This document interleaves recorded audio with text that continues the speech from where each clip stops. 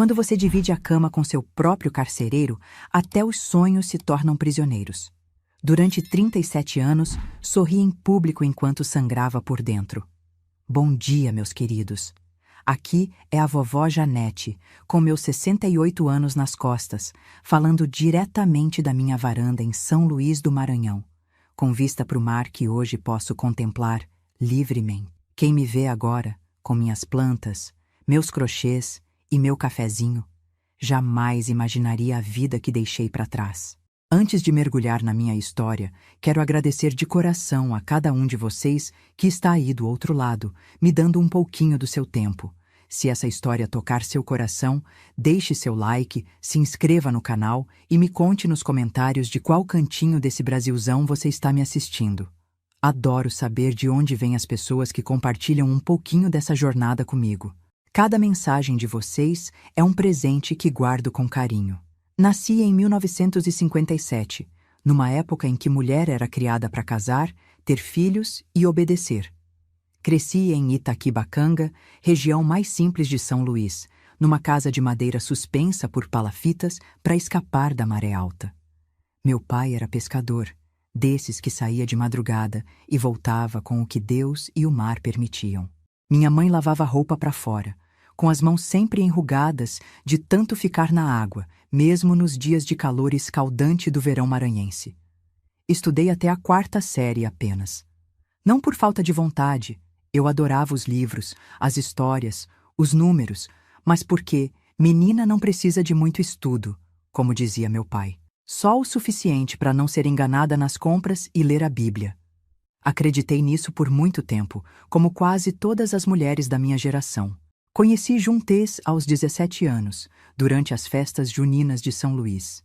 Ele era bonito, tinha 28 anos, trabalhava como segurança num banco importante da cidade e parecia um príncipe perto dos rapazes simples do meu bairro. Quando me olhou pela primeira vez, com aqueles olhos verdes, raridade nessas bandas, senti um frio na barriga que confundi com amor. Hoje sei que era o medo dando seu primeiro aviso, mas na época, quem iria me ensinar a diferença? O namoro foi rápido, apenas 6 meses. Juntês era romântico de um jeito que me deixava sem ar. Flores, pequenos presentes, palavras doces. Meus pais o adoravam. Um homem mais velho, estabelecido, religioso, que prometia cuidar da filha deles como um tesouro. E ele cumpriu essa promessa sim. Só não explicou que se cuida de um tesouro trancando-o num cofre, longe dos olhos dos outros. Nos casamos no início de 1975. A cerimônia foi simples, na igrejinha do bairro, seguida de uma festa no quintal da casa dos meus pais. Lembro do meu vestido branco, costurado pela minha mãe com um tecido que economizou meses para comprar. Lembro do bolo de 3 andares, luxo que nunca tinha visto antes. Lembro do sorriso orgulhoso do meu pai ao me entregar no altar. E lembro, com uma clareza que me assombra até hoje, da frase que Juntês sussurrou no meu ouvido enquanto dançávamos. Agora você é só minha, para sempre.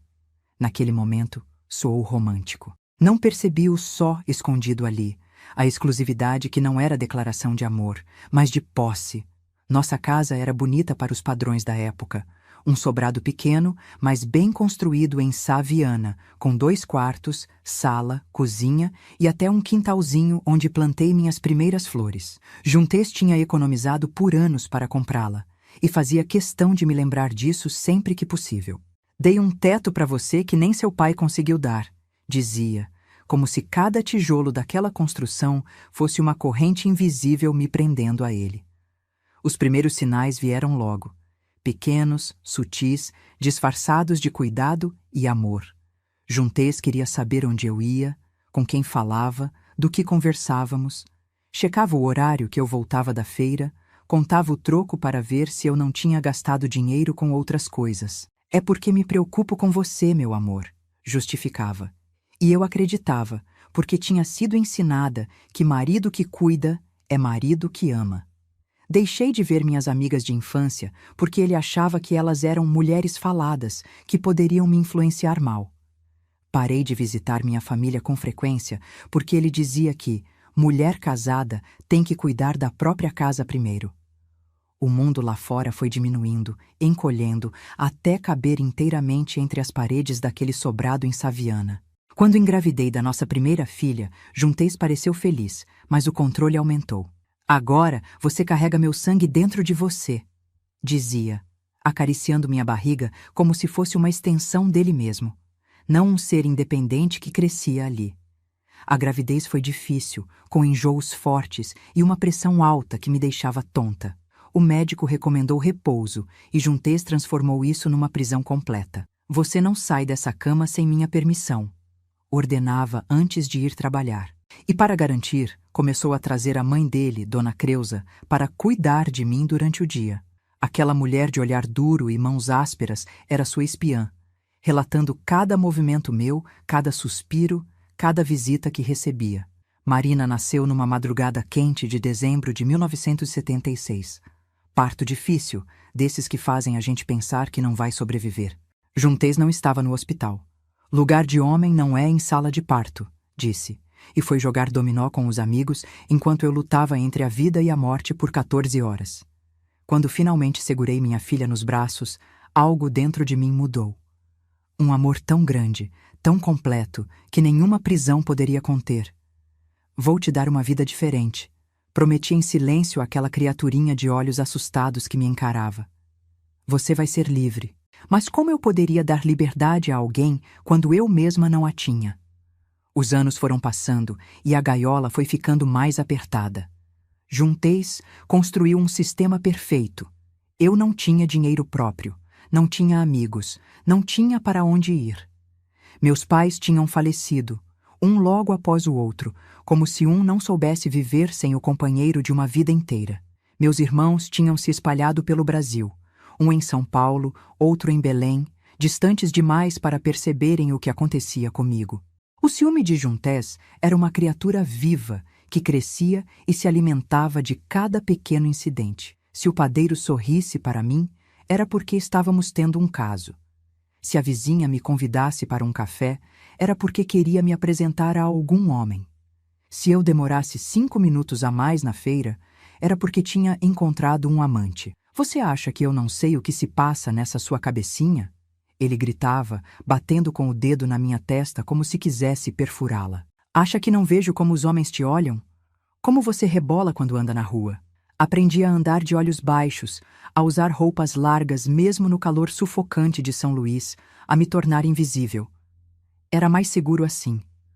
Porque quando o ciúme de Juntes explodia, os gritos vinham primeiro, depois os empurrões, depois coisas piores que ainda hoje me dói lembrar. Marina crescia observando tudo com olhos assustados, menina inteligente, sensível demais para o ambiente onde vivia. Na escola, era quieta, na dela, como dizem hoje. Em casa, tentava se fazer pequena, invisível, como eu. Às vezes, quando Juntes estava no trabalho, nos permitíamos pequenas liberdades. Cantávamos juntas enquanto lavava roupa, inventávamos histórias malucas, ríamos até a barriga doer. Mas assim que ouvíamos o portão abrir, voltávamos a ser sombras silenciosas, cada uma no seu canto. Por que o pai é assim? Ela me perguntou uma vez, aos 8 anos, depois que Juntes quebrou todos os pratos da casa porque o jantar estava atrasado. Ele não gosta da gente?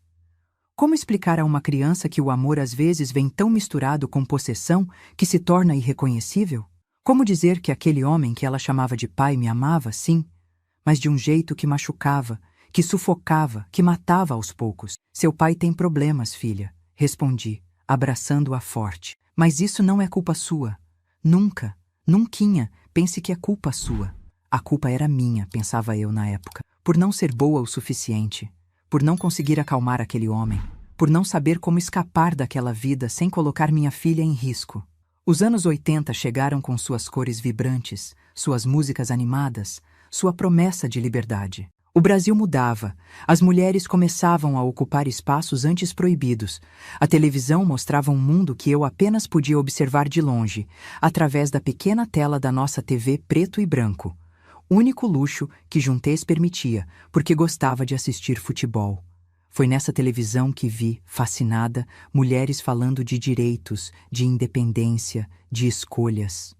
Algo despertou dentro de mim, uma semente pequena, mas teimosa de rebeldia que nem eu sabia que existia. Comecei a guardar moedas, algumas que sobravam da feira, outras que encontrava nas roupas de juntez ao lavá-las. Escondia em um buraco que cavei debaixo do armário da cozinha, cobrindo com um pedaço de madeira e um tapete. Era pouco, centavos por semana, mas era meu. Meu pequeno tesouro, minha possibilidade de futuro. Consegui um trabalho escondido. Lavava roupa para a dona da mercearia, que me pagava com alimentos que eu dizia a Juntez ter conseguido mais barato na feira. Pequenas mentiras, pequenas rebeldias que me mantinham sã. Marina, já com 10 anos, era minha cúmplice silenciosa, ajudando a inventar desculpas, a criar nosso mundo secreto dentro daquela prisão. Um dia a gente vai sair daqui, mãe. Ela sussurrava quando estávamos sozinhas, com uma sabedoria que criança nenhuma deveria ter. Um dia a senhora vai ser feliz de verdade. Eu sorria, acariciava seus cabelos, mas não acreditava realmente. A gaiola tinha se tornado tão familiar que a liberdade me assustava quase tanto quanto a prisão. Até que chegou aquele domingo de 1987. Um dia que começou como qualquer outro e terminou mudando tudo. O dia em que, depois de 12 anos vivendo na sombra do medo, decidi que precisava sentir o sol no rosto, nem que fosse por algumas horas. Existe um momento na vida de toda pessoa aprisionada em que algo simplesmente quebra. Como um elástico esticado além do limite, como uma represa que não aguenta mais a pressão da água. Para mim, esse momento chegou num domingo de abril de 1987, com o cheiro de café fresco e o som dos sinos da igreja ao longe. Acordei antes de Juntez naquela manhã. O sol entrava pelas frestas da janela, desenhando linhas douradas no chão de madeira gasta. Fiquei observando aquela luz por um tempo, pensando em como ela viajava livremente, entrando em casas sem pedir licença, tocando tudo que encontrava pelo caminho. Que liberdade seria essa? Existir como a luz. Marina, com seus 11 anos, ainda dormia no quarto ao lado. Juntez roncava pesadamente, resultado da cachaça da noite anterior. Sábados eram sempre assim. Ele saía com os amigos, voltava cambaleando pela madrugada, acordava de mau humor. Era o único dia em que tinha certeza que ele dormiria até tarde. O único dia em que podia respirar sem sentir seu olhar me vigiando. Preparei o café devagar, saboreando aquele silêncio raro. Foi quando ouvi batidas leves na porta dos fundos. Meu coração disparou. Visitas não programadas eram sempre motivo de problemas com Juntez. Abri apenas uma fresta, pronta para dispensar quem quer que fosse. Era Zuleide, minha vizinha há mais de 5 anos, mas com quem mal conversava além de um bom dia apressado quando nos cruzávamos no mercado. Uma mulher forte, dessas maranhenses que carregam o sol no sorriso, mesmo quando a vida está difícil. Dona Janete, ela sussurrou, percebendo meu olhar assustado. Só vim convidar a senhora para tomar um chá lá em casa hoje à tarde. As vizinhas da rua vão se reunir, coisa simples, só para conversar um pouco. Abri a boca para recusar automaticamente, como sempre fazia. Não posso, meu marido. As palavras saíram mecânicas, ensaiadas por anos de isolamento. Zuleide sorriu, mas havia tristeza nos seus olhos. Seu Juntez não vai nem saber. Ele sai todo domingo à tarde para jogar dominó com os amigos no bar do Chico, não é? A senhora vem só um pouquinho, toma um chá, conversa com gente da sua idade. Faz quanto tempo que não faz isso? Tanto tempo que nem lembrava mais como era. A sensação de sentar com outras mulheres, falar sobre coisas simples, rir sem medo, existir além das paredes daquela casa. Vou pensar, respondi, fechando a porta rapidamente quando ouvi um barulho vindo do nosso quarto. O dia seguiu sua rotina normal. Juntez acordou de mau humor, reclamou do café, implicou com a roupa que Marina tinha separado para ir à missa. Depois do almoço, como Zuleide tinha previsto, ele se arrumou para sair. Vou jogar dominó com a rapaziada, anunciou, como se estivesse me fazendo um favor ao avisar. Não me espere para a janta e não saia dessa casa. A última frase era sempre a mesma, repetida como um mantra antes de cada saída. Uma ordem, uma ameaça velada, um lembrete da minha condição. Quando a porta bateu e o som dos seus passos desapareceu na rua, algo estranho aconteceu dentro de mim.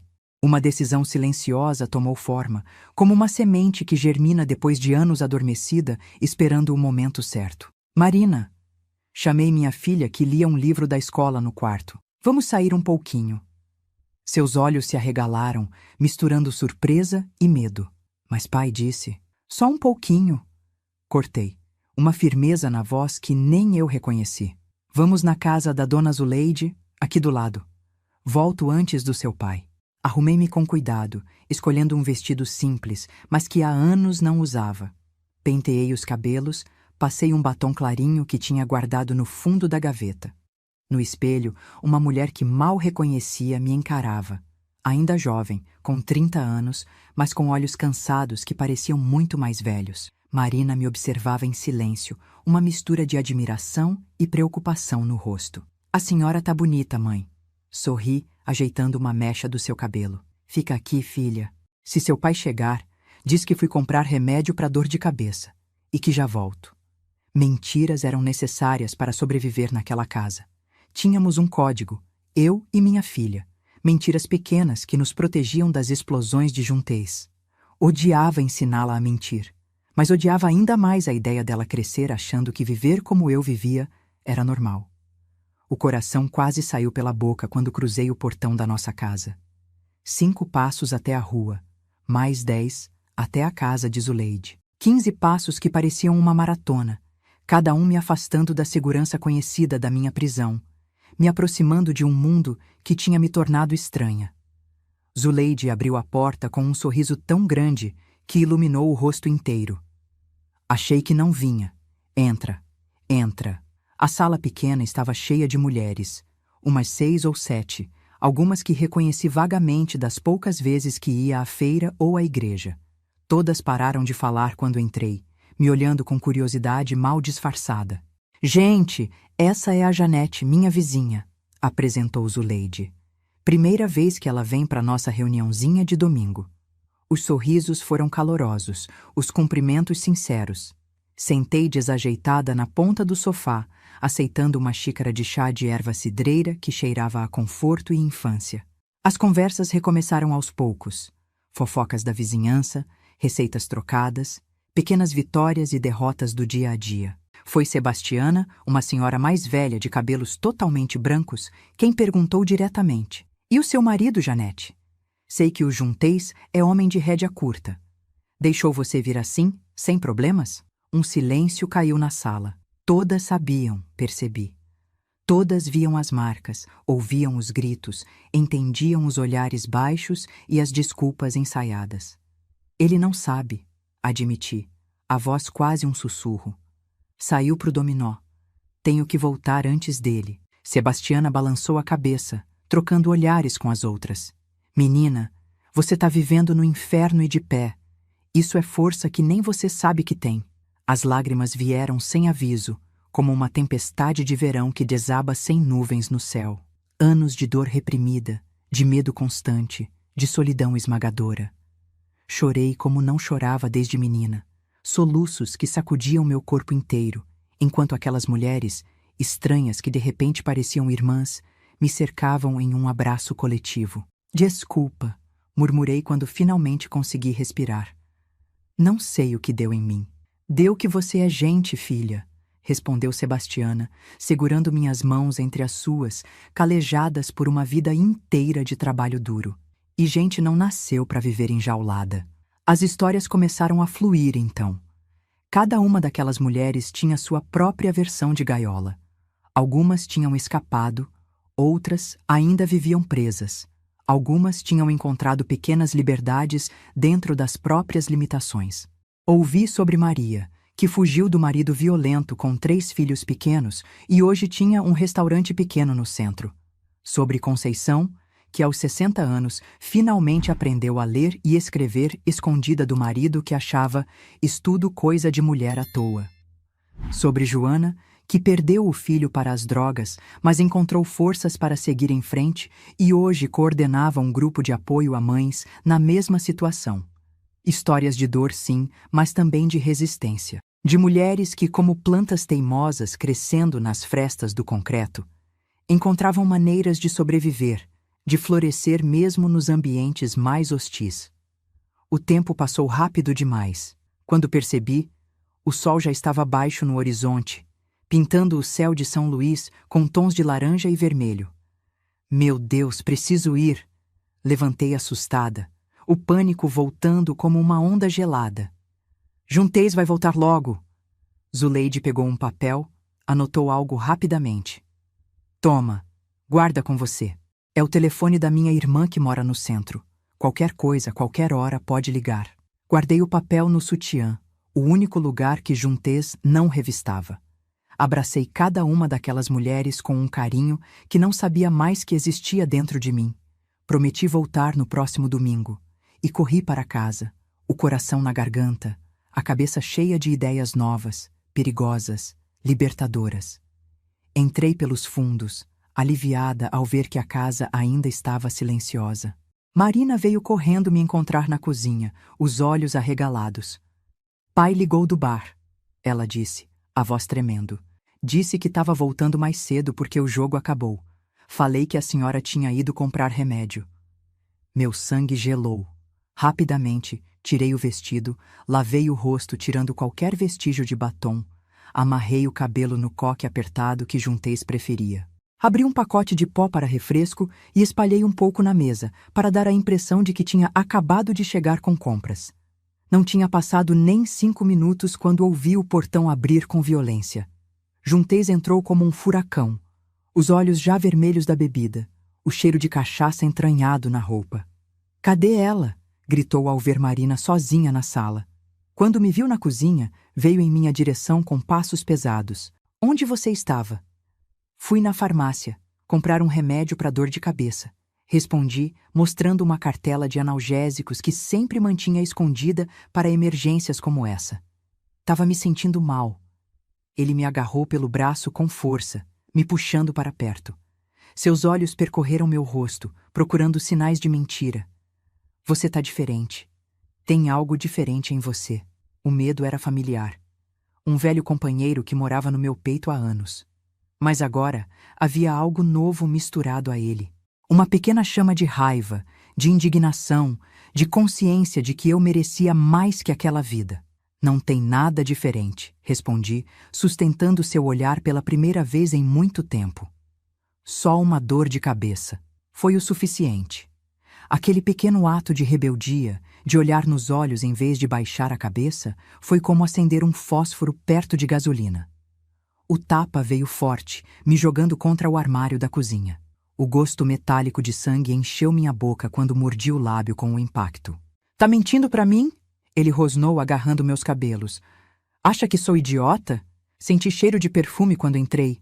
Com quem você estava? Com ninguém! Gritei, a dor aguda no couro cabeludo trazendo lágrimas aos olhos. Me solta, Juntês! Tá machucando! Marina apareceu na porta da cozinha, o rosto pálido de terror. Pai, para! A mãe só foi na farmácia, eu vi! Juntês a ignorou, continuando a me sacudir pelos cabelos, batendo minha cabeça contra a parede enquanto gritava acusações cada vez mais absurdas. Que eu tinha amante, que estava planejando fugir, que queria abandoná-lo depois de tudo que ele tinha feito por mim. O que aconteceu a seguir ainda me parece um sonho confuso quando tento lembrar. Marina, minha menina de 11 anos, pequena mas feroz na defesa da mãe, pegou a chaleira que estava no fogão e jogou água quente nas costas de Juntês. Não era água fervendo. Graças a Deus não tinha chegado a esse ponto. Mas estava quente o suficiente para causar dor e surpresa. Ele urrou, me soltando instantaneamente, se virando para Marina com uma expressão que nunca vou esquecer. Puro ódio, pura violência. Sua desgraçada! Avançou para ela, o punho erguido.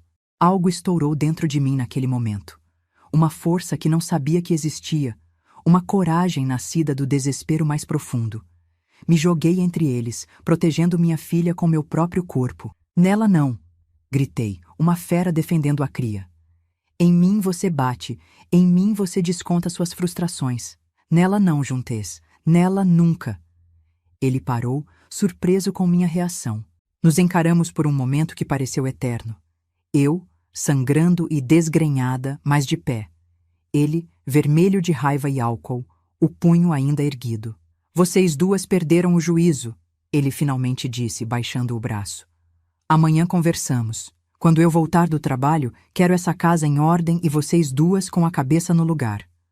Saiu batendo a porta, provavelmente de volta ao bar para mais bebida e para esfriar a cabeça. Ficamos ali, Marina e eu, abraçadas no chão da cozinha, tremendo como folhas ao vento. Mãe, ela sussurrou, tocando o corte no meu lábio com dedos delicados. A gente não pode mais ficar aqui. Olhei para minha filha, tão jovem e já tão sábia, tão pequena e já tão corajosa, e soube que ela estava certa. O que tinha acontecido hoje ultrapassava todas as linhas. Se Juntez era capaz de levantar a mão para ela, não havia mais limites. Não havia mais segurança possível dentro daquelas paredes. Não vamos ficar, prometi, beijando sua testa, sentindo uma determinação nova crescer dentro de mim. Mas precisamos de um plano. Precisamos ser espertas. Naquela noite, enquanto Juntez roncava pesadamente no quarto, embriagado demais para notar nossa ausência, Marina e eu sentamos na cozinha escura, planejando nossa fuga em sussurros urgentes. O dinheiro que tinha escondido durante anos não era muito, mas talvez o suficiente para algumas semanas. O telefone que Zuleide tinha me dado. As poucas peças de roupa que poderíamos carregar. O melhor momento para sair sem ser notadas. Era um plano cheio de falhas, de incertezas, de riscos, mas pela primeira vez em muitos anos senti algo diferente do medo constante que tinha se tornado meu companheiro diário. Senti esperança, uma esperança frágil como a primeira brotação depois da seca, mas viva e real. O dia tinha começado como qualquer outro e terminava com tudo desmoronado à minha volta. Minhas ilusões de segurança, minha aceitação daquela vida, minha submissão ao destino que outros tinham escolhido para mim. Entre os escombros, porém, algo novo nascia. Algo que ainda não tinha nome, mas que me manteria acordada aquela noite inteira, planejando, calculando, encontrando uma coragem que não sabia possuir. Em meio à destruição, encontrei o primeiro vislumbre de liberdade. E como uma prisioneira que vê a porta da cela aberta pela primeira vez, não conseguia mais ignorar a possibilidade de fuga. A noite mais longa da minha vida não foi aquela em que dei à luz Marina depois de 14 horas de trabalho de parto, nem aquela em que velei meu pai, sentindo que perdia meu último protetor neste mundo. Foi a noite que passei acordada, sentada na beirada da cama, observando Juntez dormir, pensando em como seria fácil acabar com tudo ali mesmo. O peso da faca de cozinha no meu colo era perturbador. Eu a segurava com firmeza, os nós dos dedos brancos de tanta força, imaginando como seria fincar aquela lâmina no peito do homem que transformara minha vida num pesadelo. Um movimento rápido, um instante de coragem, e estaria tudo acabado. Seria considerada legítima defesa? Ou passaria o resto da vida na cadeia, deixando Marina sozinha no mundo? Não sei quanto tempo fiquei ali, dividida entre o desespero e o medo. A respiração pesada de Juntez, carregada de álcool, preenchia o quarto. Ele parecia tão inofensivo dormindo. Difícil acreditar que aquelas mesmas mãos que descansavam sobre o peito tinham, horas antes, batido minha cabeça contra a parede da cozinha. A madrugada avançava lenta, os sons da cidade adormecida filtrados pela janela entreaberta, um cachorro latindo ao longe, o canto distante de um galo confundindo a noite com a aurora, o zunido ocasional de uma moto passando na rua. O mundo seguia seu curso, indiferente ao drama que se desenrolava entre aquelas quatro paredes. Quando os primeiros raios de sol começaram a dourar o horizonte, guardei a faca no avental e voltei para a cozinha. Não seria assim que resolveria meus problemas. Não sujaria as mãos de sangue. Não mataria na frente da minha filha o pai que, apesar de tudo, ela ainda amava de alguma forma torta e complicada. Precisava encontrar outro caminho. Juntez acordou mal-humorado como sempre, a ressaca agravando seu temperamento já difícil. Nem mencionou os acontecimentos da noite anterior, como se tivessem sido apagados da sua memória junto com as últimas doses de cachaça. Ou talvez fosse apenas sua maneira de manter o controle. Fingir que nada tinha acontecido, que não tinha cruzado mais uma linha, que não tinha quase batido na própria filha. Meu café, exigiu, sentando-se à mesa com a camisa desabotoada, o rosto inchado, os olhos vermelhos. Servi em silêncio, o corpo inteiro dolorido dos golpes da véspera, um hematoma escurecendo no canto da boca onde seu punho tinha encontrado meu rosto. Ele comeu sem olhar para mim. Checou o relógio, resmungou algo sobre estar atrasado para o trabalho. Antes de sair, parou na porta, finalmente me encarando com aqueles olhos verdes que um dia me pareceram lindos e agora só me causavam calafrios. Quando voltar, quero essa casa em ordem. E nada de sair por aí, entendeu? Depois a gente conversa sobre ontem. Aquele "a gente conversa" era uma ameaça velada que conhecia bem demais. Significava mais gritos, talvez mais violência, a punição por ousar desafiá-lo. Assim que a porta bateu atrás dele, soltei o ar que nem percebia estar segurando. Tinha poucas horas para agir. Marina apareceu na cozinha, os olhos inchados de quem mal dormiu, um olhar determinado que nunca tinha visto antes no rosto da minha menina. "Vamos hoje, não é, mãe?" Assenti, incapaz de confiar na própria voz. O plano era simples, desesperadamente simples. Pegaríamos o dinheiro escondido, algumas roupas, os documentos importantes e sairíamos enquanto Juntes estava no trabalho. Iríamos para a rodoviária. Compraríamos passagens para o lugar mais distante que pudéssemos pagar. Desapareceríamos da vida dele para sempre. Mas os planos mais simples costumam ser os primeiros a desmoronar. Enquanto revirava o esconderijo debaixo do armário da cozinha, o pânico me atingiu como um soco no estômago. O dinheiro não estava lá. As moedas e notas que tinha juntado cuidadosamente por anos, meu pequeno tesouro secreto, tinham desaparecido. No lugar delas, apenas um espaço vazio e um bilhete rabiscado com letra que reconheci imediatamente. Achou mesmo que eu não sabia do seu segredinho? Mulher minha, não guarda dinheiro escondido. Caí de joelhos no chão da cozinha, um grito mudo preso na garganta. Ele sabia, talvez sempre soubesse. Tinha me deixado acreditar que possuía esse pequeno controle, essa mínima independência, apenas para me mostrar, no momento crucial, que até isso era ilusão. Marina me encontrou assim, ajoelhada diante do esconderijo vazio, o bilhete amassado na mão, lágrimas silenciosas escorrendo pelo rosto. "O que foi, mãe?" Mostrei o bilhete, incapaz de elaborar. Ela leu rapidamente, os olhos se arregalando em compreensão e horror. "O que vamos fazer agora?" Uma pergunta tão simples e tão impossível de responder. Sem dinheiro, para onde iríamos? Como sobreviveríamos? Como protegeria minha filha não apenas de Juntes, mas da fome, do frio, da rua? Foi nesse momento de desespero absoluto que me lembrei do papel que Zuleide tinha me dado. O telefone da irmã dela no centro. Uma linha tênue de esperança, frágil como um fio de teia de aranha, mas a única que restava. "Vou ligar para a irmã da Zuleide", decidi, levantando-me com dificuldade. "Vamos pedir ajuda." O telefone público mais próximo ficava a 2 quadras de casa. Nunca tinha parecido tão distante. Arrumei Marina rapidamente, inventando uma desculpa caso algum vizinho perguntasse onde íamos. "Se alguém perguntar, estamos indo comprar material escolar para você. Caderno novo, lápis, essas coisas." No caminho, cada pessoa que passava por nós parecia um potencial espião de Juntes. Cada olhar era uma ameaça, cada sorriso escondia segundas intenções. Anos vivendo sob vigilância constante tinham me transformado em uma pessoa paranoica, desconfiada até da própria sombra. A moeda de 25 centavos tremia na minha mão quando finalmente chegamos ao telefone público. Disquei o número várias vezes, errando os dígitos pelo nervosismo, até finalmente completar a ligação. Cada toque de chamada era uma pequena agonia. E se ninguém atendesse? E se o número estivesse errado? E se... "Alô?" A voz feminina do outro lado da linha foi como música. Expliquei rapidamente quem era, mencionando Zuleide, tentando não soar tão desesperada quanto me sentia. "Preciso de ajuda", finalmente admiti, a voz quebrando. "Meu marido... Não posso mais ficar em casa.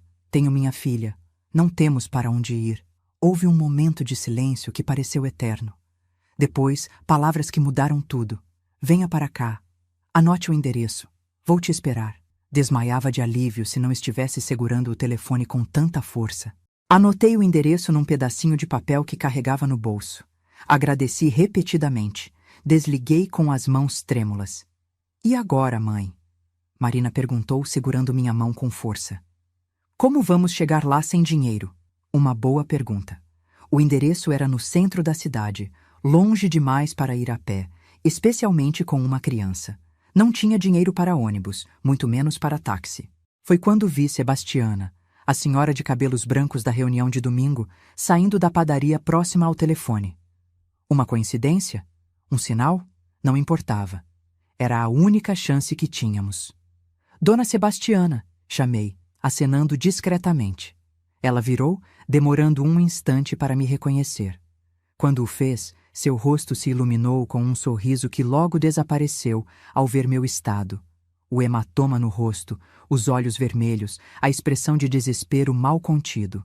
Menina, o que aconteceu com você?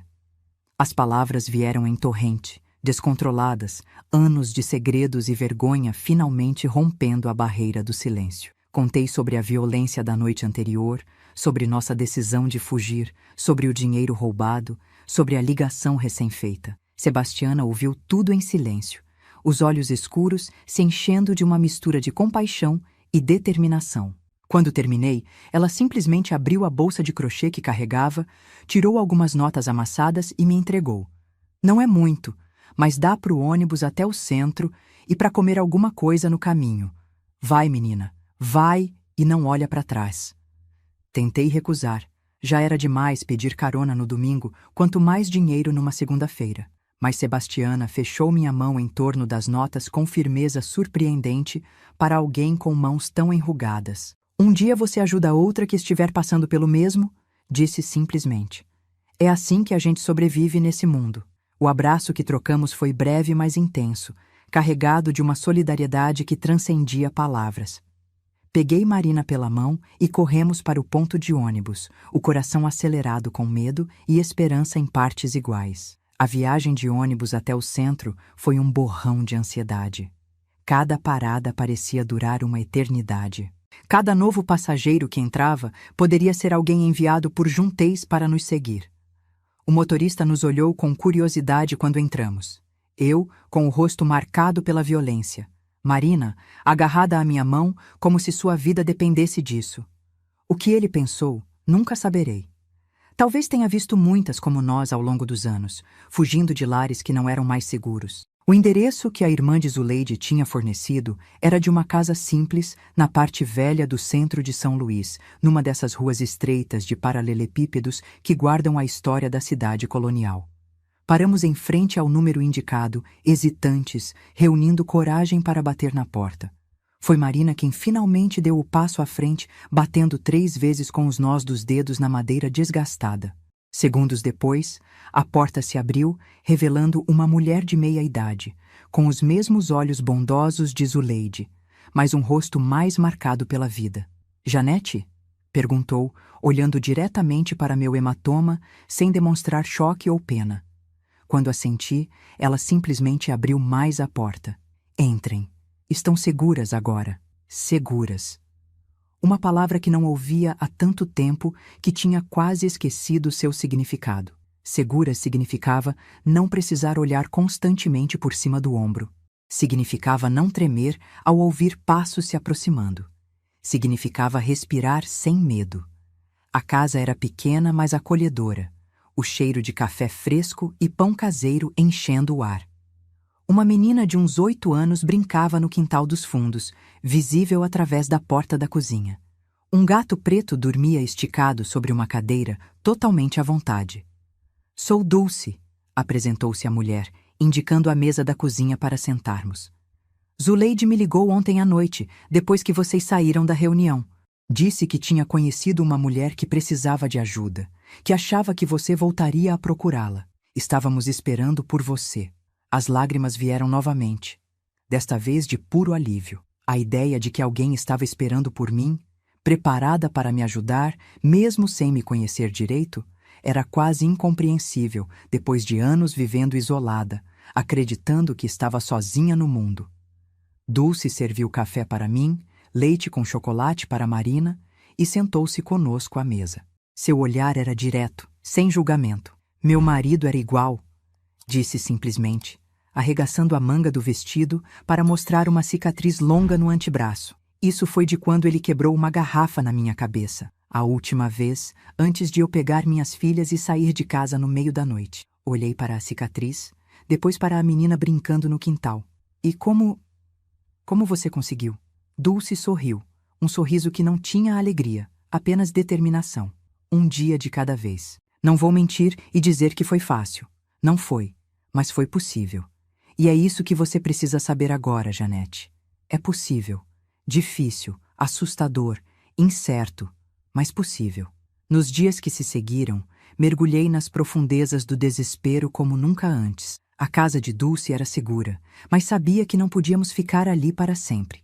Juntez não era homem de desistir facilmente. Quando percebesse que tínhamos fugido, viraria a cidade inteira de cabeça para baixo para nos encontrar. A notícia chegou na manhã seguinte, trazida por Zuleide, que veio visitar a irmã com a desculpa de trazer pão fresco. Juntez tinha voltado do trabalho, encontrado a casa vazia e enlouquecido. Quebrou móveis, gritou com vizinhos, ameaçou quem ousasse ter nos ajudado. Foi à delegacia registrar nosso desaparecimento, alegando que eu tinha problemas mentais, que não era seguro para Marina ficar sob meus cuidados.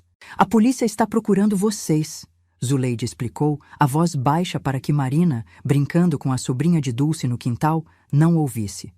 Não como fugitivas, mas como pessoas desaparecidas que precisam ser resgatadas. Meu estômago afundou com essa informação. Conhecia bem demais a capacidade de Juntez de manipular situações, de se apresentar como vítima, de convencer os outros de que era um marido preocupado com a esposa instável.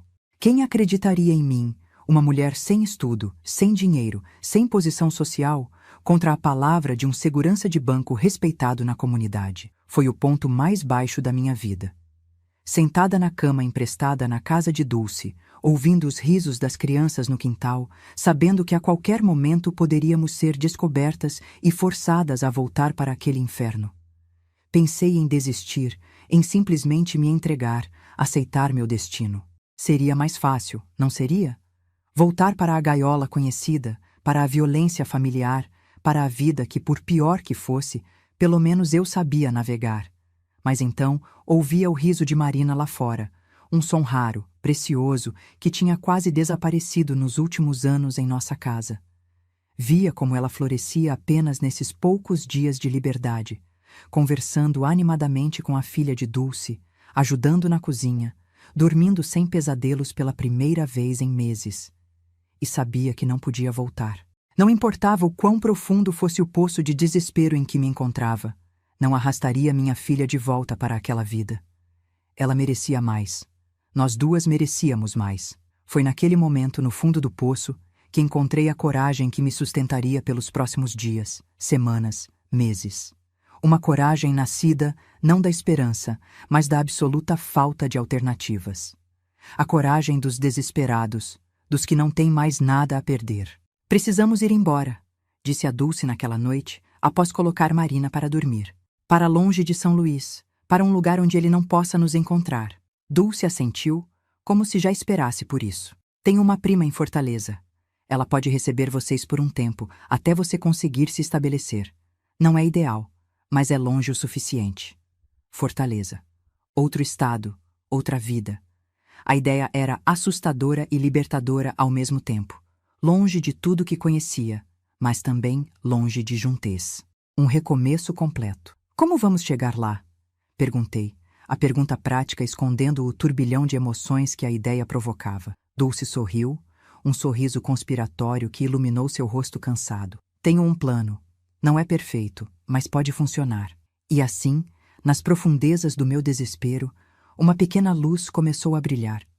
Tênue, vacilante, ameaçada por ventos de todos os lados, mas ainda assim, uma luz. A possibilidade de escape, de liberdade, de uma vida que ainda não conseguia imaginar completamente, mas que sabia ser melhor do que a que tinha deixado para trás.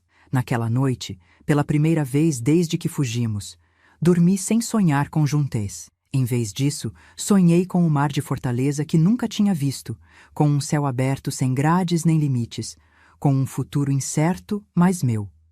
Completamente meu. Há momentos na vida que funcionam como portas. Uma vez que passamos por elas, não há como voltar atrás. A decisão de fugir para Fortaleza foi uma dessas portas. Do outro lado, aguardava um mundo desconhecido, assustador em sua vastidão de possibilidades, mas infinitamente melhor que a prisão que deixava para trás. O plano de Dulce era simples na teoria, complicado na execução. Ela tinha um conhecido que trabalhava com transporte de mercadorias entre São Luís e Fortaleza. Não exatamente um caminhoneiro regular, mas um desses homens que vivem nas margens da legalidade, levando e trazendo produtos sem muitas perguntas. Por uma quantia que ela juntou entre amigas, ele concordou em nos levar junto com a carga. Não vai ser confortável, Dulce explicou enquanto preparávamos as poucas coisas que levaríamos. Mas ninguém vai procurar vocês num caminhão de mercadorias, e ele conhece rotas alternativas que evitam os postos de fiscalização principais. A ideia de viajar escondida num caminhão com Marina me causava calafrios, mas a alternativa, ser encontrada por Juntes, era infinitamente pior. Aceitei o plano com a resignação de quem não tem escolhas melhores. A saída foi marcada para a madrugada de quinta-feira, 3 dias depois de nossa fuga. Dias que passei em constante estado de alerta, pulando a cada barulho na rua, imaginando Juntes ou a polícia batendo a porta a qualquer momento. Dulce mantinha as janelas fechadas, as cortinas puxadas. Não permitia que saíssemos nem mesmo para o quintal durante o dia. Ele está rondando o bairro, relatou Zuleide numa de suas visitas furtivas. Mostrou sua foto para os comerciantes, ofereceu recompensa para quem der informações. Está dizendo a todos que você teve um colapso nervoso, que não está em condições de cuidar da menina. A raiva que senti ao ouvir isso foi como fogo nas veias, uma sensação quase esquecida após anos de medo constante. Raiva era um luxo que não podia me permitir na casa de Juntes, onde qualquer emoção forte podia desencadear violência. Agora, longe dele, deixei a raiva fluir, alimentando a determinação de escapar para sempre. Na noite anterior à viagem, após colocar Marina para dormir com promessas de uma aventura emocionante pela manhã, sentei-me com Dulce na pequena cozinha da casa. O silêncio entre nós era confortável. O tipo de silêncio que só existe entre mulheres que compartilham experiências profundas demais para serem expressas em palavras. Tem medo? Ela finalmente perguntou, servindo um café forte que bebíamos sem açúcar. Luxos eram escassos naqueles dias. Mais do que posso dizer, admiti, encarando o líquido escuro na xícara. Não do Juntes, não mais. Tenho medo de falhar. De não conseguir cuidar da Marina sozinha. De acabarmos na rua, ou pior, de sermos forçadas a voltar. Dulce cobriu minha mão com a dela, os calos em nossos dedos se encontrando como velhos conhecidos. O medo não vai embora, disse com a sabedoria de quem já percorrera aquele caminho. Ele apenas muda de forma. Mas com o tempo, você aprende a transformá-lo em combustível, em vez de deixá-lo ser um obstáculo. Suas palavras ecoaram em minha mente pelo resto da noite, enquanto arrumava e rearrumava a pequena sacola com nossas roupas, os documentos cuidadosamente escondidos num bolso interno, as poucas lembranças que consegui trazer na fuga apressada, uma foto de Marina bebê, o pequeno crucifixo que tinha sido de minha mãe, uma fita de cabelo que minha filha adorava. Às 3 da manhã, o barulho discreto de um motor na rua anunciou a chegada do nosso transporte. Acordei Marina com cuidado, ajudei-a a se vestir no escuro, sussurrando palavras de encorajamento que esperava soassem mais confiantes do que me sentia. Vamos para uma aventura, filha. Para uma cidade nova, onde tem praia e a gente vai poder começar tudo de novo. Seus olhos sonolentos se arregalaram no escuro, misturando excitação infantil com um entendimento que ia além de seus anos. O pai não vai nos encontrar lá, né? Não, prometi, tentando acreditar nisso com todas as minhas forças. Lá seremos apenas nós duas. O caminhão era velho, com a pintura descascada e um cheiro forte de óleo diesel. O motorista, um homem de meia idade chamado Tonho, mal nos olhou quando Dulce nos apresentou. Quanto menos soubesse sobre nós, menos teria para contar se fosse questionado. Atrás tem um espaço entre as caixas, indicou, abrindo a lona que cobria a carroceria. Não é muito, mas dá para vocês duas se acomodarem. Tem uma coberta e um galão de água. Não façam barulho nas paradas, não apareçam até eu avisar que é seguro. Abracei Dulce com força, palavras de gratidão engasgadas na garganta. Ela apenas assentiu, entendendo o que não podia dizer. Então ajudou Marina a subir na carroceria, depois me estendeu a mão para que eu fizesse o mesmo. Vai dar tudo certo, foram suas últimas palavras antes que a lona fosse abaixada, deixando-nos na escuridão quase completa, apenas com faixas finas de luz da madrugada filtradas pelos rasgos no tecido. O espaço entre as caixas era apertado. Mal dava para nós duas nos sentarmos. Abracei Marina contra mim, sentindo seu pequeno corpo tremer levemente. De frio ou medo, não sabia dizer. É como uma cabana secreta, sussurrei em seu ouvido quando o motor roncou mais forte e o caminhão começou a se mover. Só nós duas sabemos que estamos aqui. Ela assentiu contra meu peito, agarrando-se à minha blusa como fazia quando era bem pequena. Por um momento, a enormidade do que estávamos fazendo me atingiu como uma onda, deixando tudo para trás, viajando clandestinas num caminhão desconfortável, rumo a uma cidade onde não conhecíamos ninguém, sem dinheiro, sem planos concretos, apenas a promessa vaga de um recomeço. O medo tentou me engolir naquele espaço escuro e confinado, mas então lembrei das palavras de Dulce, transformar o medo em combustível. Respirei fundo, segurando Marina mais perto, e deixei o balanço do caminhão nas estradas ruins nos embalar num sono intranquilo.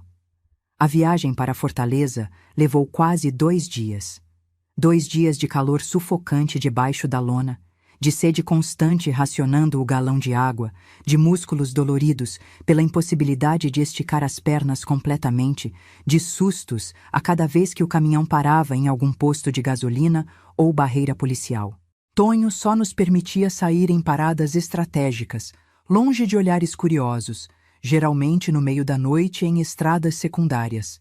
5 minutos para esticar as pernas, fazer necessidades atrás de algum arbusto, comer um pedaço de pão ou bolacha que ele nos passava sem cerimônia.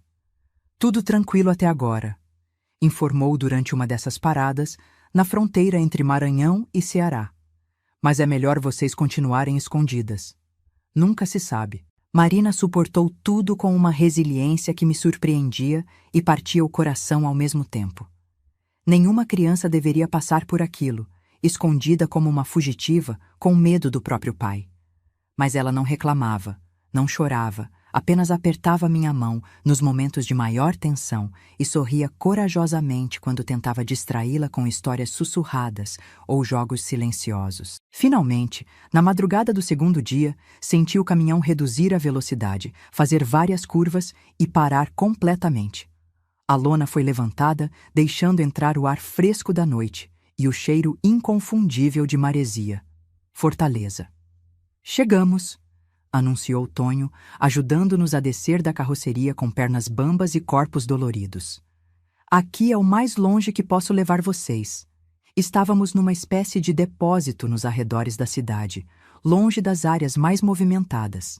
O motorista nos indicou uma rua próxima, onde poderíamos pegar um ônibus para o endereço da prima de Dulce.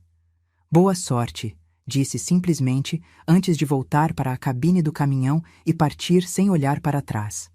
Ali estávamos, Marina e eu, sozinhas numa cidade desconhecida, às 4 da manhã, com apenas o endereço rabiscado num papel e algumas notas amassadas que Dulce tinha conseguido para nós. O medo voltou com força total, acompanhado agora de uma sensação de vertigem diante do desconhecido. E agora, mãe? Marina perguntou, esfregando os olhos cansados, o rostinho sujo da poeira da estrada. Agora a gente segue em frente, respondi, ajeitando a sacola no ombro e pegando sua mão. Um passo de cada vez. Encontramos a parada de ônibus, esperamos quase 2 horas pelo 1º da manhã. Perguntamos ao motorista sonolento a melhor forma de chegar ao nosso destino. Quando finalmente descemos no bairro indicado, Carlito Pamplona, uma área simples mas decente da cidade, O sol já estava alto no céu, iluminando o mar que se podia vislumbrar ao longe. A prima de Dulce, Dona Raimunda, era uma mulher corpulenta de uns 60 anos, com um rosto severo que se suavizou ao nos ver paradas à sua porta, exaustas e assustadas. Dulce me ligou avisando que vocês viriam, disse, abrindo mais a porta. Entrem, devem estar mortas de cansaço. A casa era pequena, mas limpa, com o cheiro reconfortante de café e o barulho de uma televisão ligada no fundo. Um cachorro velho levantou a cabeça quando entramos, nos examinou com olhos nublados pela idade e voltou a dormir, aparentemente nos aceitando como parte da casa. Podem ficar no quartinho dos fundos, Raimunda indicou, nos levando através da sala e cozinha até um pequeno cômodo que claramente servia como depósito, mas tinha sido parcialmente limpo para nos receber. Não é muito, mas dá para vocês descansarem enquanto decidem o que fazer. O colchão no chão, coberto com lençóis limpos, parecia o mais luxuoso dos hotéis depois de 2 noites na carroceria do caminhão. Marina adormeceu assim que deitou, o cansaço finalmente vencendo a adrenalina que a mantivera alerta durante a viagem. Fiquei acordada um pouco mais, observando o teto descascado, ouvindo os sons desconhecidos desta nova cidade, o latido distante de cachorros, o barulho de crianças brincando na rua, o rádio do vizinho tocando forró. Estávamos a mais de 800 quilômetros de São Luís, de Juntés, da vida que conhecíamos. A distância parecia ao mesmo tempo imensa e insuficiente. Ele vai me encontrar, pensei, o medo ainda presente como uma sombra teimosa. Ele sempre diz que se eu fugir, vai me achar nem que seja no fim do mundo. Mas então, olhando para Marina dormindo pacificamente ao meu lado, algo mudou dentro de mim. Um clique quase audível, como uma chave girando numa fechadura. Não, ele não nos encontraria. Porque eu não permitiria. Porque a mulher que fugiu de São Luís não era mais a mesma que viveu anos aceitando abusos, acreditando que não havia escapatória. O medo ainda estava lá, mas agora havia algo mais forte crescendo ao lado dele. Uma determinação feroz de proteger minha filha, de construir uma vida nova, de nunca mais ser vítima. O medo estava se transformando em coragem.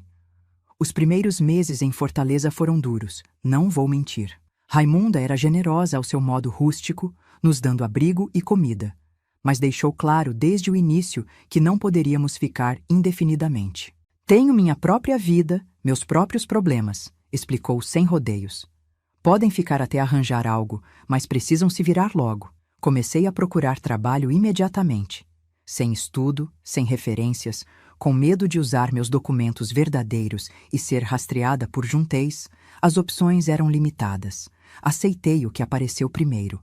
Faxinas em casas de família, algumas horas por semana, pagamento na hora, sem perguntas. O trabalho era exaustivo. As mãos logo ficaram ásperas de produtos químicos, as costas doíam constantemente. Mas cada moeda que juntava, cada nota amassada que escondia num buraco no colchão, alguns hábitos nunca mudam, representava um passo para longe da dependência, um tijolo na construção da nossa nova vida. Marina começou a frequentar a escola local. No início, estava relutante, com medo de fazer amigos, de se apegar a um lugar que talvez tivéssemos que deixar às pressas. Mas logo, a curiosidade natural da infância superou o trauma, e ela começou a trazer para casa histórias de colegas, de professores, de um mundo que girava sem a sombra constante do medo. 3 meses depois de nossa chegada, já tinha juntado o suficiente para alugar um quartinho numa vila, não muito longe da casa de Raimunda. Era minúsculo, apenas espaço para uma cama que dividíamos, um fogão de 2 bocas, um armário improvisado com caixotes. O banheiro era compartilhado com outras 3 famílias. Mas era nosso. O primeiro espaço que podíamos chamar de nosso sem a presença opressiva de Juntés. No dia em que nos mudamos, Marina correu pelo quartinho, examinando cada canto como se fosse um palácio. "Olha, mãe, tem uma janela que dá para ver o céu", exclamou, apontando para a pequena abertura na parede que mal merecia ser chamada de janela. Sentei na beirada da cama, nosso único móvel de verdade, comprado de segunda mão, e chorei. Não de tristeza, Não de medo, mas de uma emoção que não conseguia nomear. Alívio, talvez. Ou o começo hesitante de algo que parecia com felicidade. Foi naquele quartinho que começamos realmente a nos reconstruir. A criar rotinas que não eram ditadas pelo humor de Juntez, a fazer planos que não precisavam ser escondidos, a sonhar com um futuro que parecia cada vez mais possível. Mas o medo não desaparece de uma hora para outra, não depois de anos vivendo sob seu domínio. Ainda pulava a cada batida na porta, ainda olhava por cima do ombro nas ruas, ainda acordava no meio da noite com o coração disparado, imaginando Juntez parado ao lado da cama. Foi Marina quem me ajudou a transformar esse medo residual em força. Sua capacidade de adaptação, sua alegria redescoberta, seu entusiasmo com cada pequena conquista, um livro novo emprestado da escola, uma amiga convidando para brincar, um elogio da professora, me lembravam diariamente por que tinha arriscado tudo. A senhora é a pessoa mais corajosa que conheço, mãe. Ela me disse uma noite, enquanto jantávamos um feijão com arroz simples, sentadas na cama que servia também de sofá e mesa. Mais corajosa que a Mulher Maravilha. Ri da comparação infantil, mas suas palavras tocaram algo profundo. Será que era mesmo corajosa? Nunca tinha pensado em mim mesma nesses termos. Tinha feito o que precisava ser feito, o que qualquer mãe faria para proteger sua filha. Mas talvez essa fosse a verdadeira definição de coragem, não a ausência de medo, mas a decisão de agir apesar dele. O ano de 1988 trouxe mudanças para o Brasil e para nós. No país, uma nova Constituição prometia direitos iguais para homens e mulheres, proteções contra a violência doméstica, um novo começo após anos de ditadura. Para mim e Marina, veio a primeira sensação real de segurança. Consegui um emprego melhor numa pequena pousada perto da praia, limpando quartos, ajudando na cozinha, eventualmente aprendendo a recepcionar hóspedes. O salário ainda era pequeno, mas regular, com carteira assinada. Usava um nome diferente, claro. Ainda não confiava que Juntez tivesse desistido de nos encontrar. A dona da pousada, Dona Celeste, uma portuguesa que veio ao Brasil ainda jovem e ficou, tornou-se não apenas minha chefe, mas uma mentora. Percebia meu potencial, além das tarefas simples que me designava inicialmente. Me ensinava palavras em inglês para ajudar os turistas estrangeiros. Me incentivava a aprender as operações do negócio. "Você tem cabeça boa", dizia em seu sotaque característico. Só faltou oportunidade na vida. Com o novo emprego, conseguimos nos mudar para um apartamento pequeno, mas decente, com 2 quartos minúsculos. Pela primeira vez desde a fuga, Marina tinha seu próprio espaço. Comprei móveis aos poucos, peças simples de segunda mão que restaurava nas horas vagas, pintando, lixando, transformando o que outros descartavam em tesouros para nós. Foi nesse período que o medo finalmente começou a perder força. Não desapareceu completamente. Mesmo hoje, tantos anos depois, às vezes acordo sobressaltada com um pesadelo onde Juntez me encontra, mas deixou de ser a força dominante na minha vida. Em seu lugar, crescia algo novo, confiança, nas minhas capacidades, nas minhas decisões, no futuro que construía dia após dia com minhas próprias mãos. Mais de um ano tinha se passado desde nossa fuga, quando recebi um telefonema que fez meu sangue gelar. Era Dulce, ligando de um orelhão em São Luís, a voz tensa e apressada. "Ele descobriu para onde vocês foram", disse sem preâmbulos. "Alguém do caminhão falou, ou talvez alguém tenha me visto arrumando a viagem. Ele está indo para Fortaleza." O pânico familiar tentou se reinstalar, a velha sensação de ter o estômago caindo num poço sem fundo. Mas algo diferente aconteceu. Em vez de me paralisar, o medo se transformou instantaneamente em ação. Liguei para Dona Celeste, expliquei a situação da forma mais breve possível. Não precisei contar todos os detalhes. Ela era mulher experiente, tinha visto o suficiente da vida para entender o que não foi dito. "Venha para minha casa com a menina", ordenou sem hesitar.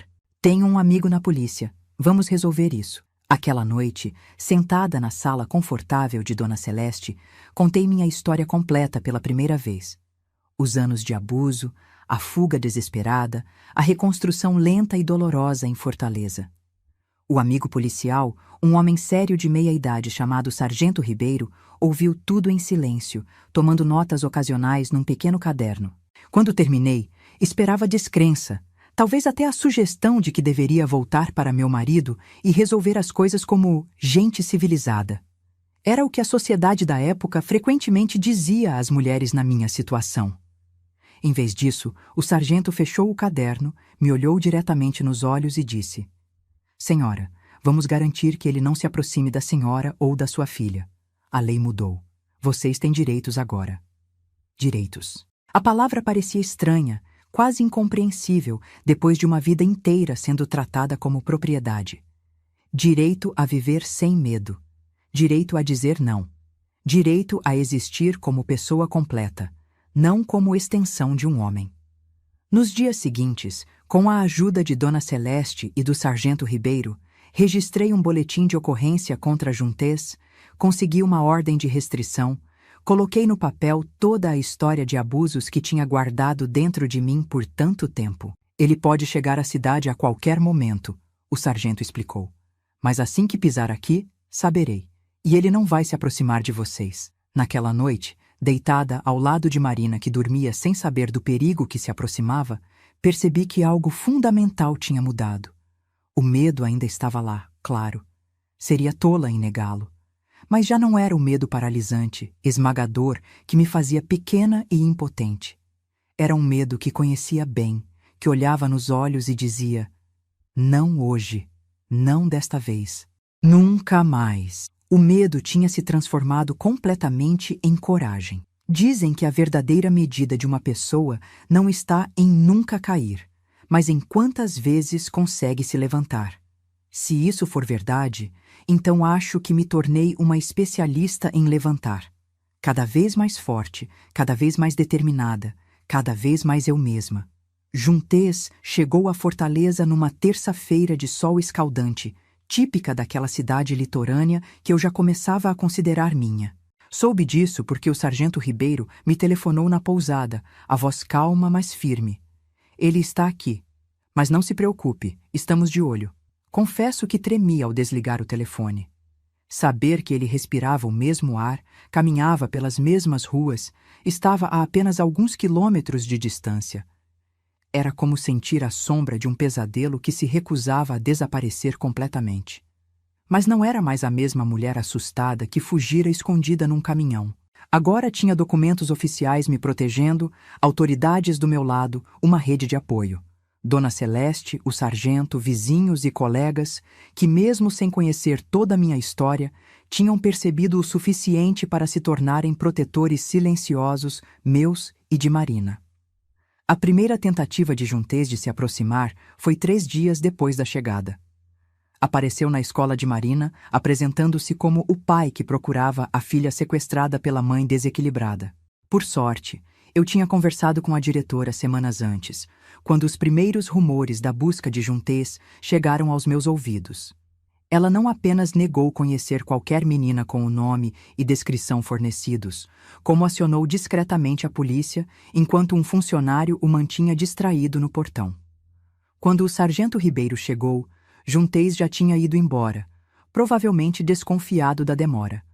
Mas foi o suficiente para confirmar que ele não desistiria facilmente. Precisamos ser mais cautelosos, o sargento me disse naquela noite, sentados na pequena sala do nosso apartamento, enquanto Marina dormia no quarto. Ele parece determinado. Por 2 semanas, vivi num estado constante de alerta. Mudamos as rotinas, caminhos diferentes para a escola, horários alterados no trabalho, sempre acompanhadas por alguém nas idas e vindas. Marina percebeu que algo estava errado, claro. Criança sente o medo dos adultos como animais sentem a aproximação da tempestade. É o pai, não é? Perguntou uma noite, enquanto preparávamos juntas um ensopado simples para o jantar. Ele nos encontrou. Não vi sentido em mentir. Ela tinha idade suficiente para entender, tinha vivido o bastante para ter direito à verdade. Sim, filha, mas estamos protegidas agora. Temos pessoas nos ajudando. Seus olhos, tão parecidos com os meus, me estudaram com uma intensidade que criança nenhuma deveria ter. Não vou deixar ele te machucar de novo, disse com uma convicção feroz que partiu meu coração e o encheu de orgulho ao mesmo tempo. Nunca mais. O confronto que tanto temia aconteceu numa manhã de sábado, quase 3 semanas após a chegada de Juntez à fortaleza. Eu estava na feira do bairro, comprando frutas e verduras para a semana. Marina ao meu lado carregando a sacola de mandioca que acabáramos de adquirir. Um momento cotidiano, comum, que de repente congelou quando ouvi aquela voz. A voz que povoava meus pesadelos. Finalmente te encontrei, Janete. Virei lentamente, o coração aos pulos, mas as mãos firmes empurrando Marina para trás de mim, num gesto instintivo de proteção. Lá estava ele, a poucos metros de distância. Mais magro do que lembrava, com olheiras profundas e uma barba por fazer que nunca tinha visto antes. Juntez sempre fora obsessivo com a aparência. Mas os olhos verdes eram os mesmos, aqueles olhos que um dia me pareceram bonitos e depois se tornaram a janela para um inferno privado. O que você quer? Perguntei, surpresa com a firmeza da minha própria voz. Que pergunta idiota! Ele riu, um som sem humor. Quero minha família de volta. Quero minha filha. Quero minha mulher. Sua família. Sua filha. Sua mulher. Sempre os pronomes possessivos. Sempre a linguagem de propriedade. Não somos suas, respondi, sentindo Marina agarrar minha blusa atrás de mim. Nunca mais. O rosto dele se contorceu numa expressão que conhecia bem demais, aquela transformação assustadora do homem aparentemente normal para o monstro que vivia sob a pele. Por um instante de puro terror, pensei que avançaria contra nós ali mesmo, no meio da feira lotada. Mas então percebi algo. As pessoas ao nosso redor tinham parado o que faziam. Feirantes, clientes, todos observando a cena com expressões que iam da curiosidade à preocupação. Não estávamos mais sozinhos dentro das 4 paredes da nossa casa em São Luís. Não era mais apenas minha palavra contra a dele. Seria melhor conversarmos em particular, Juntez disse, tentando suavizar o tom, assumindo aquela postura de marido preocupado que usava tão bem em público. Venha comigo, Janete. Vamos resolver isso como adultos. Não há nada para resolver, respondi, dando um passo para trás, ainda protegendo Marina. Acabou, Juntez. Temos uma ordem de restrição contra você. Não pode se aproximar de nós. Mencionei a ordem de restrição propositalmente, em voz alta o suficiente para que os espectadores curiosos ouvissem. Vi o reconhecimento nos olhos de uma senhora próxima, o aceno de compreensão de um feirante corpulento que começou a se aproximar discretamente. Ordem de restrição? Juntez praticamente cuspiu as palavras, a máscara de civilidade escorregando. Baseada em mentiras suas, você sempre foi instável, sempre inventando histórias. Senti Marina tremendo atrás de mim, mas também senti algo inesperado. Ela deu um passo para o lado, ficando parcialmente visível. Você batia na minha mãe, disse com uma voz pequena mas clara. Eu vi. Muitas vezes, Juntez empalideceu. Uma coisa era acusar a esposa de mentir. Outra, completamente diferente, era enfrentar o testemunho da própria filha, na frente de dezenas de estranhos. Marina! Começou, estendendo a mão na direção dela. Filhinha, você não entende? Ela recuou, agarrando-se mais forte à minha blusa. Não sou sua filhinha, não quero nunca mais te ver. E foram as palavras mais cruéis que poderiam ser ditas para um homem como Juntez, cuja identidade inteira estava construída sobre o controle que exercia sobre sua família. Vi algo quebrar em seus olhos. Não arrependimento, não amor ferido, mas raiva pura, aquela raiva familiar que precedia seus piores momentos de violência. Você a virou contra mim, rosnou, dando um passo em nossa direção. Envenenou a cabeça da minha própria filha. Foi quando senti uma presença sólida ao meu lado. O feirante corpulento que vendia peixes na barraca vizinha à de frutas. Algum problema aqui, dona Janete? Perguntou, os braços cruzados sobre o peito largo, os olhos fixos em Juntez. Não era o único. Percebi que outras pessoas tinham se aproximado, formando uma espécie de barreira humana entre nós e Juntez. Pessoas que me conheciam dos meses fazendo compras ali, que viam Marina crescer, que trocavam sorrisos e conversas casuais comigo. Pessoas que talvez não soubessem minha história completa, mas reconheciam o medo nos olhos de uma mulher, A postura ameaçadora de um homem prestes a se tornar violento. Esse homem não pode se aproximar de nós, expliquei, a voz mais firme agora. Tem uma ordem judicial. Alguém murmurou que a polícia já tinha sido chamada. Outra pessoa comentou que conhecia o delegado do bairro. Uma terceira ofereceu nos levar para sua casa até que tudo se resolvesse. Via a compreensão lenta nos olhos de Juntés. Ele não estava mais em São Luís, onde as pessoas baixavam os olhos para a violência doméstica, onde vizinhos fingiam não ouvir gritos através de paredes finas, onde, em briga de marido e mulher, ninguém mete a colher. Era lei não escrita. Estava num lugar onde era apenas mais um homem violento, sem o respeito que seu emprego e posição lhe garantiam, sem o medo que inspirava em quem o conhecia. Quando a viatura da polícia chegou, minutos depois, Juntés já tinha recuado, não sem antes lançar um último olhar que prometia que aquilo não acabaria ali, mas pela primeira vez não tremi diante daquela ameaça silenciosa. Tinha algo que nunca tivera antes, uma comunidade ao meu redor. Pessoas dispostas a testemunhar, a intervir, a se importar. Juntés foi levado para prestar esclarecimentos. A ordem de restrição foi reforçada. Novas medidas de proteção foram implementadas. Ele ainda tentou mais algumas vezes nos contatar. Cartas ameaçadoras enviadas para a pousada, uma tentativa frustrada de me abordar na saída do trabalho, telefonemas no meio da noite. Mas cada tentativa encontrava uma barreira mais sólida que a anterior. A polícia, alertada pelo sargento Ribeiro, o deteve por violar a ordem de restrição. Dona Celeste contratou um segurança para a pousada. Vizinhos passaram a nos acompanhar nas idas e vindas. E eu, a cada dia, me tornava menos a vítima assustada que ele conhecera, e mais a mulher determinada que estava aprendendo a ser. A última notícia que tive de Juntés foi cerca de 6 meses depois desse confronto na feira. O sargento Ribeiro me informou que ele tinha sido preso por agredir um homem num bar. Aparentemente, o álcool e a frustração de não conseguir nos recuperar tinham resultado numa explosão violenta que deixou a vítima hospitalizada. Ele pegou 3 anos, o sargento me disse. Quando sair, duvido que venha atrás de vocês novamente. Homens como ele costumam buscar alvos mais fáceis. Alvos mais fáceis. A frase ficou comigo por muito tempo. Um lembrete doloroso de quantas outras mulheres estariam vivendo o inferno que consegui escapar. Mas também foi um catalisador para a próxima fase da minha vida. Com Juntés na prisão e a ameaça temporariamente afastada, pude finalmente respirar mais livremente, planejar além da sobrevivência imediata. Marina estava se adaptando bem à escola, tinha feito amigos, estava lentamente deixando para trás os traumas dos anos em São Luís.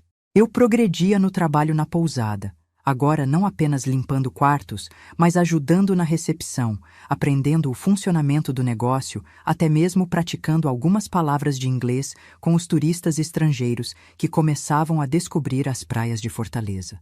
Foi Dona Celeste quem primeiro plantou a semente que mudaria minha vida mais uma vez. Janeti, você tem jeito com as pessoas, comentou um dia, depois de me observar acalmar um casal de hóspedes idosos que estava frustrado com um problema no encanamento do quarto. Sabe ouvir, sabe entender o que precisam mesmo quando não conseguem explicar direito.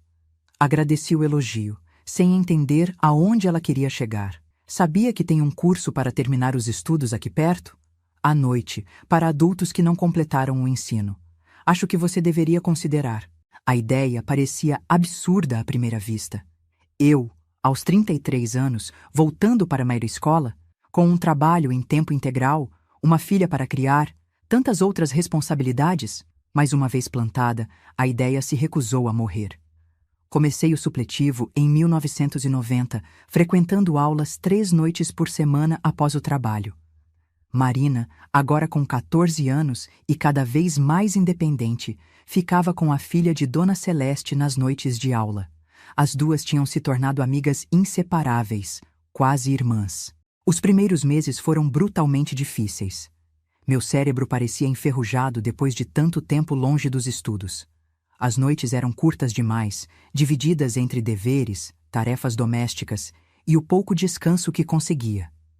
Muitas vezes pensei em desistir, convencida de que estava me enganando, que mulheres como eu não tinham segunda chance na educação. Mas então recebia uma nota boa num trabalho, ou entendia um conceito que parecia impossível, ou simplesmente sentia aquela onda de satisfação ao aprender algo novo, e continuava. Um dia de cada vez, uma lição de cada vez, uma pequena vitória de cada vez. Completei o ensino médio em 1993, aos 36 anos. A cerimônia de formatura foi simples, realizada no pátio da escola municipal, que abrigava o programa de educação para adultos. Mas para mim, representava um marco que poucos anos antes pareceria impossível. Marina estava na primeira fila, aplaudindo tão forte que suas mãos ficaram vermelhas. Ao seu lado, Dona Celeste sorria como uma mãe orgulhosa. Amigos que fizera ao longo dos anos, colegas de trabalho, vizinhos, companheiros de estudo, todos reunidos para celebrar não apenas minha conquista educacional, mas a jornada muito maior que ela representava. Foi ali, segurando meu diploma com mãos que ainda mostravam calos de anos de trabalho duro, que tomei outra decisão que mudaria minha vida. Continuaria estudando. Não sabia como, não sabia quando, mas não pararia ali. O como veio na forma de um programa de bolsas para mulheres em situação de vulnerabilidade, oferecido por uma organização não governamental em parceria com uma faculdade local. Dona Celeste viu o anúncio no jornal, recortou-o e praticamente me obrigou a me inscrever. O máximo que pode acontecer é dizerem não, argumentou quando tentei explicar que mulheres como eu não iam para a faculdade. E daí? Você já enfrentou coisas muito piores que uma recusa. Ela estava certa, claro. Depois de fugir de um marido abusivo, reconstruir uma vida do zero numa cidade estranha e criar uma filha sozinha enquanto trabalhava e estudava, um simples não parecia mais tão assustador. Para minha surpresa, a resposta foi sim. Em 1994, aos 37 anos, iniciei um curso de serviço social, escolhido não apenas por ser uma das poucas opções disponíveis no programa de bolsas, mas porque algo naquela profissão ressoava profundamente comigo. A ideia de ajudar pessoas a encontrar caminhos para sair de situações que pareciam impossíveis. Os 4 anos seguintes foram uma montanha-russa de desafios e descobertas. Trabalhava na pousada durante o dia, estudava à noite, aproveitava cada minuto livre para leituras e trabalhos. Marina, agora adolescente, assumia cada vez mais responsabilidades em casa, cozinhando quando eu chegava tarde, cuidando da própria rotina escolar, com uma maturidade que às vezes me fazia sentir culpada por tudo que ela tinha sido forçada a enfrentar tão jovem. Não se preocupe tanto, mãe, ela me disse uma noite, quando me encontrou chorando de exaustão sobre um trabalho que parecia impossível de terminar a tempo. Estou orgulhosa de você. Sempre quis ser como você quando crescesse. Como eu? Perguntei surpresa. Por quê? Porque você nunca desiste, respondeu simplesmente.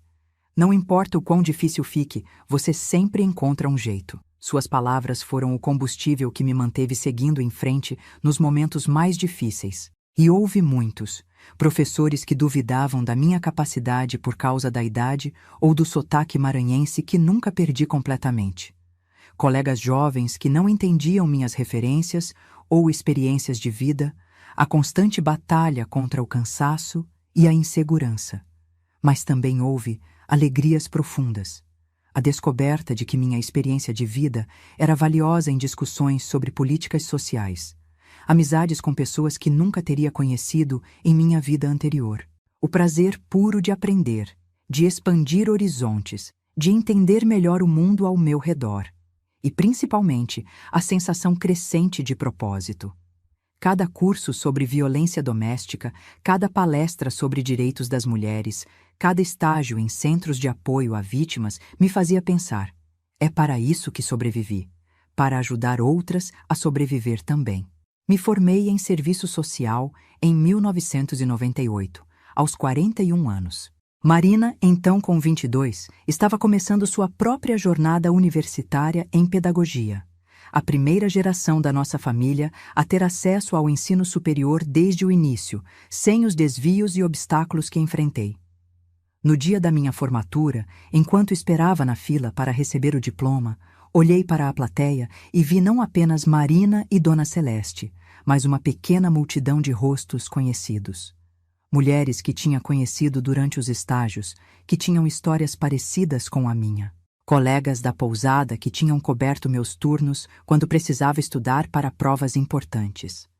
Vizinhos que cuidaram de Marina em emergências. O sargento Ribeiro, agora promovido a tenente, que continuava sendo um amigo e protetor mesmo anos depois da ameaça de Juntes ter desaparecido no horizonte. Foi quando percebi que havia construído muito mais que uma nova vida em Fortaleza. Tinha construído uma comunidade, uma rede de apoio mútuo, um lugar onde pertencia verdadeiramente, não por medo ou obrigação, mas por escolha e conexão genuína.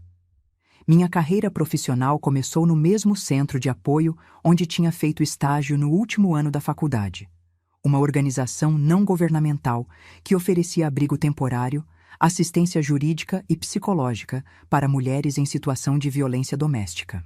O salário era mínimo, as condições de trabalho longe do ideal, os desafios diários às vezes esmagadores. Mas cada mulher que conseguíamos ajudar a sair de um relacionamento abusivo, cada criança que víamos florescer longe do ambiente de violência, cada pequena vitória contra um sistema que ainda favorecia agressores, tudo valia a pena. Com o tempo, fui assumindo mais responsabilidades, desenvolvendo programas específicos baseados na minha própria experiência.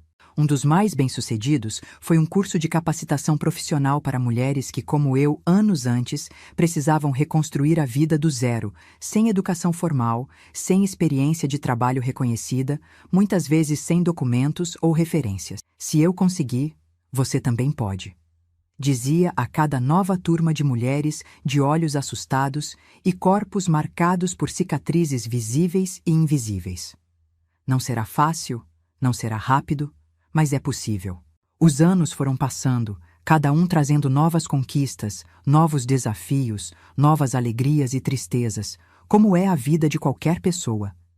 Marina se formou, começou a trabalhar como professora, se apaixonou por um colega de profissão, um rapaz gentil e respeitoso, que era o oposto de tudo que Juntes representava. Quando me contou que iam se casar, meu coração se encheu de uma alegria que não sabia ser possível sentir. "Tem certeza, filha?" perguntei, não porque duvidasse do amor deles, mas porque conhecia os perigos escondidos atrás de portas fechadas. "Tenho, mãe", ela respondeu, segurando minhas mãos. "E sabe por quê? Porque você me ensinou a reconhecer o amor verdadeiro, a nunca confundir amor com controle, carinho com possessão. Você me ensinou que mereço respeito, que tenho valor por mim mesma, não como propriedade de alguém." Suas palavras foram a maior recompensa que poderia imaginar por todos os sacrifícios, todas as noites sem dormir, todos os momentos de dúvida e medo. Minha filha seria diferente. Teria escolhas que não tive, liberdades que me foram negadas, oportunidades que só pude sonhar. O casamento deles foi simples, mas alegre, realizado na praia ao pôr do sol. Enquanto observava Marina dançando com o marido, rindo de algo que ele sussurrou em seu ouvido, senti uma paz profunda se instalando dentro de mim.